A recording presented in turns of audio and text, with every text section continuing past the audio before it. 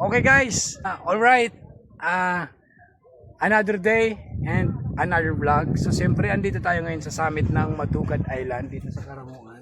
So nasa likod ko yung Enchanted Lagoon, yung the mystical milk fish.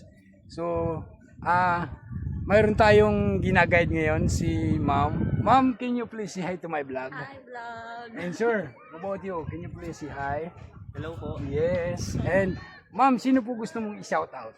Yan, shout out mo na. Shout out sa family ko and sa friends ko dyan. Yes. Pwede mo siya i-mention, ma'am.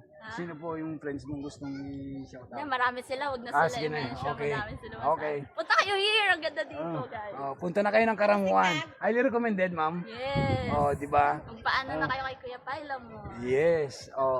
Siyempre, shout out sa family Tapia ng Bataan. Diyan sa Bataan. Sila yung special guest ni Pailamos for today's video. Yan. Okay, shoutout mo. Sino gusto mong shoutout, sir? Si Papa mo. Sige, shoutout ko po yung papa ko na nasa baba na po, nauna na po. Tapos yung kakambal ko po na nag-OJT sa Laguna, hindi po siya nakasama. Shoutout dyan sa kakambal ni sir. Sayang di ka sumama, dito sila sa Karamuan. Yun lang guys.